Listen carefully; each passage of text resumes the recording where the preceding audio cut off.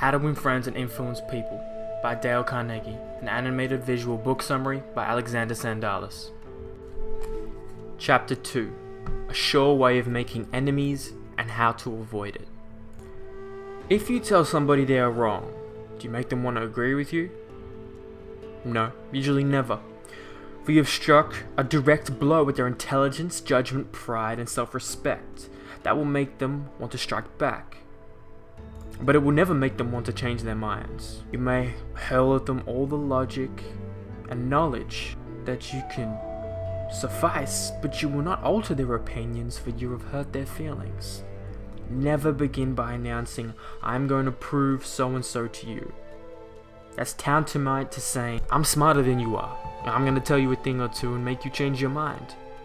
It automatically puts the other person on the defensive. It arouses your opposition and makes the listener want to battle with you before you even start. It is difficult under even the most benign conditions to change people's minds, so why make it harder? If you're going to prove anything, don't let anybody know it. Do it subtly, so that no one will feel that you are doing it. 300 years ago, Galileo said, "You cannot teach a man anything, you can only help him find it within himself." Lord Chesterfield said to his son, "Be wiser than other people if you can, but do not tell them so." Socrates said repeatedly, "One thing only I know, and that is that I know nothing." And that Socrates quote is one of my favorite quotes, and something I try and remind myself of, and something that my website is a representative of. Everybody's told somebody they're wrong, because we get excited about ourselves. We get excited about our opinions, about our expressing our ego into the world. Not ego in a bad way, just ego in our energy. And we want people to know what we think and how we feel and why we feel. It's natural, it's human, but we go about it in ways that are haphazard and unintelligent and make the other person not want to listen to us. Here's a very, very practical way to go about in telling someone they're wrong without telling them they're wrong. Well, that's interesting. I thought otherwise, but I may be wrong. I often am. And if I'm wrong, I want to make sure I'm put right. So let's lay out the details, let's lay out the facts, and let's really go deeper and try and understand this. You bring a person's guard down by exclaiming the phrase, "I may be wrong."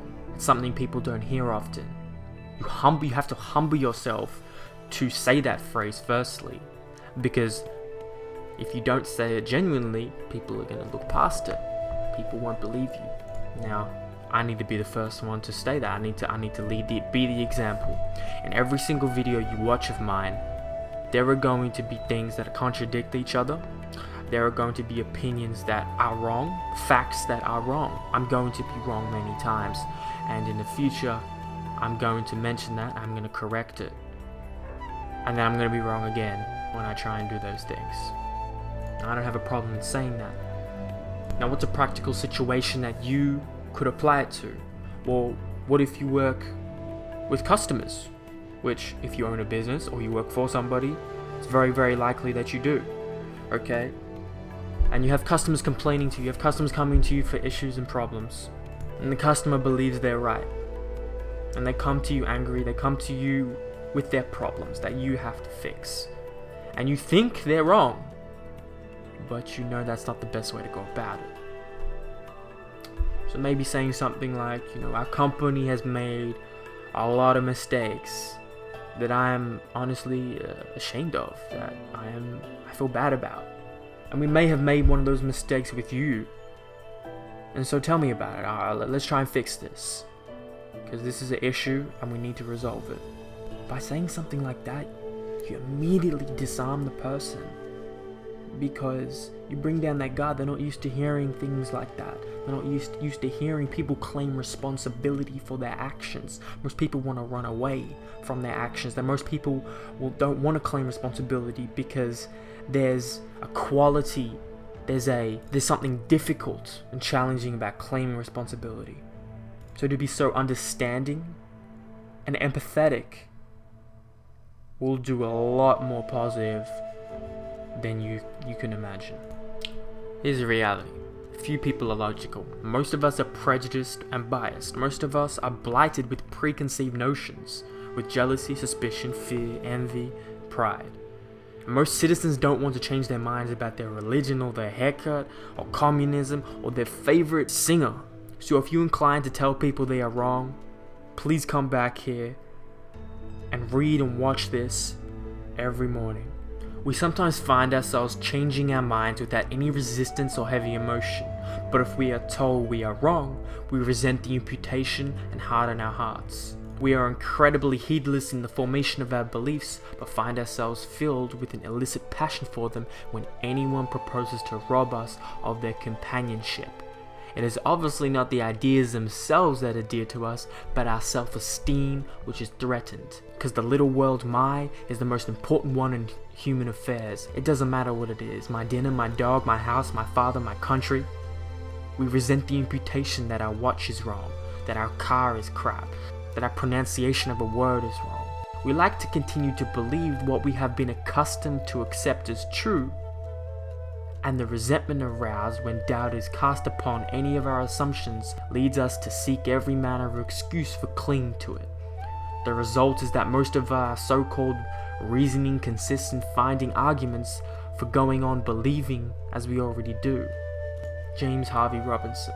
Psychologist Carl Rogers said, "Our first reaction from most of the statements we hear from people is an evaluation or judgment rather than an understanding of it.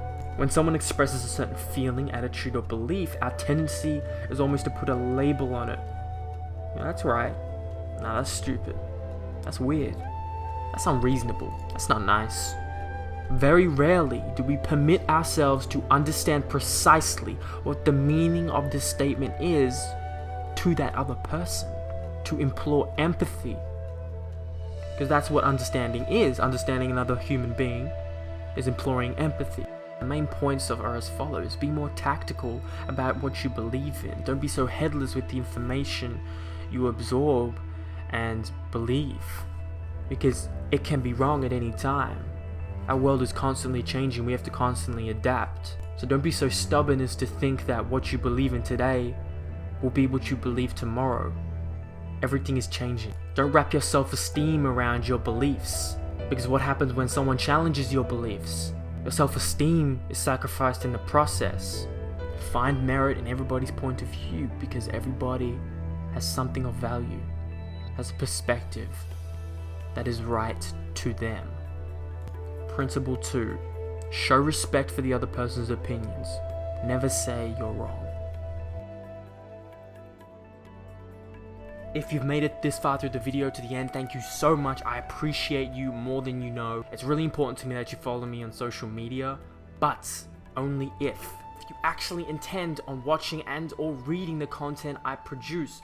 Do not subscribe just because you think I'm okay. Hold yourself to high standards to only learn from those you think you can attain great value from.